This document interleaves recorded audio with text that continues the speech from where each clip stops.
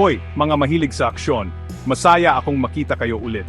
Mayroon tayong espesyal na palabas ngayon. Susuriin natin ang brutal na mundo ng Unleashed, na kilala rin bilang Danny the Dog. Ang pelikulang ito ay kakaibang timpla ng matinding aksyon at nakakaantig na kwento. Sa direksyon ni Louis Leterrier, isinulat ni Luc Besson, ang 2005 action film na ito ay isang roller coaster ng emosyon na hindi ninyo gugustuhing palampasin. Maghanda kayo dahil aarangkada ito mula simula hanggang katapusan. Isipin ninyo ito, si Jet Li bilang Danny, isang lalaking pinalaki na parang asong panlaban. Kinokontrol ng isang walang pusong gangster ang buhay niya at ginagamit siya bilang sandata. Tama ang narinig ninyo. May kwelyo siya, sinanay para lumaban at maghasik ng kaguluhan kapag inutusan. Isang brutal na buhay, pero wala nang ibang alam si Danny. Pero ang pelikulang ito ay higit pa sa suntukan at galit. Sa ilalim nito, ang Danny the Dog ay nagsasaliksik ng mga temang gaya ng kalayaan, pagkatao at pagbabago. Magbabago ang buhay ni Danny nang makilala niya si Sam, na ginampanan ng batikang aktor na si Morgan Freeman. Isang bulag na taga-tono ng piano na may mabuting puso na magpapakita kay Danny ng mundong higit pa sa karahasan. Isipin ninyo ang isang bulag na taga-tono ng piano na may mabuting puso na siyang magbubukas ng mga mata ni Danny sa isang mundong walang karahasan. Ang kabutihan at karunungan ni Sam ang gigising sa isang bagay na hindi niya alam na mayroon siya. Ang koneksyon ni Lee at Freeman ay nakakakilig. Ang kanilang mga pag-uusap ay puno ng damdamin at madarama natin agad ang pagbabago ni Danny. At pag-usapan natin ang aksyon. Brutal, totoo at walang awa. Ang mga eksena ng labanan ay mahusay ang koreografiya. Ipinapakita ang galing ni Jet Li sa martial arts. Marahas, madugo at walang awa. Bawat suntok, bawat sipa, bawat galaw ay eksakto.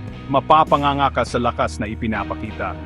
Ipinakita ni Jet Li ang kanyang husay sa martial arts, kasama ang ilan sa mga pinakanakakabilib na eksena ng labanan na inyong makikita. Ang kanyang bilis at lakas ay talagang nakakahumaling. Mula sa mga brutal na suntukan hanggang sa mga lumilipad na sipa, ang Danny the Dog ay hindi nagpapahuli. Ang aksyon ay matindi at mapapanatili kang nakaupo sa iyong upuan mula simula hanggang katapusan. Pero hindi lang ito tungkol sa mga labanan at akrobatika. Ang pelikula ay nagsasaliksik din ng mga temang gaya ng kalayaan, pagkatao, at pagbabago. Isang kwentong antik sa puso mo. Ang pelikula ay nagsasaliksik ng mga temang gaya ng kalayaan, pagkatao, at pagbabago. Ang paglalakbay ni Danny, mula sa pagiging sandata hanggang sa pagiging tao, ay nakakakasakit ng puso at nakaka-inspire. Ang paglalakbay ni Danny, mula sa pagiging sandata hanggang sa pagiging tao, ay nakakasakit ng puso at nakaka-inspire. Ito ay kwento tungkol sa paghahanap sa sarili, kahit na parang ang buong mundo ay laban sa iyo. Ito ay kwento tungkol sa paghahanap sa sarili, kahit na parang ang buong mundo ay laban sa iyo. Ang pagbabago ni Danny ay patunay ng kapangyarihan ng kabutihan at ng lakas ng espiritu ng tao.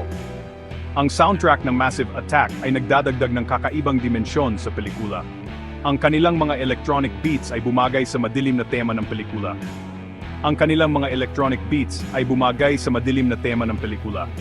Maniwala kayo, mararamdaman ninyo ang pagtaas ng tensyon sa bawat nota. Dahil sa musika, mas tumitindi ang bawat eksena. Kaya kung gusto ninyo na action film na may puso, ang Danny the Dog ay para sa inyo.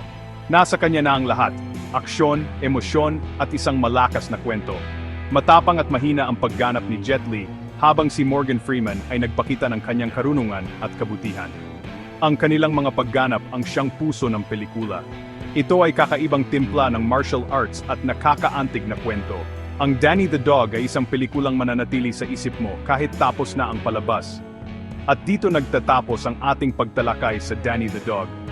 Kung hindi ninyo pa ito napapanood, gawin ninyo na ang pabor sa sarili ninyo at panoorin ito. Hindi kayo magsisisi. Kung hindi ninyo pa ito napapanood, gawin ninyo na ang pabor sa sarili ninyo at panoorin ito. At huwag kalimutang mag-like, mag-subscribe sa channel para hindi mahuli sa mga susunod na review ng action films. At sabihin ninyo sa comments kung anong pelikula ang gusto ninyong i-review ko sa susunod. At huwag kalimutang mag-like, mag-subscribe sa channel para hindi mahuli sa mga susunod na review ng action films. At sabihin ninyo sa comments kung anong pelikula ang gusto ninyong i-review ko sa susunod. Manatiling kalmado, mga mahilig sa aksyon, Manatiling kalmado, mga mahilig sa aksyon. Magkita-kita tayo ulit para sa panibagong dosis ng adrenaline at aksyon.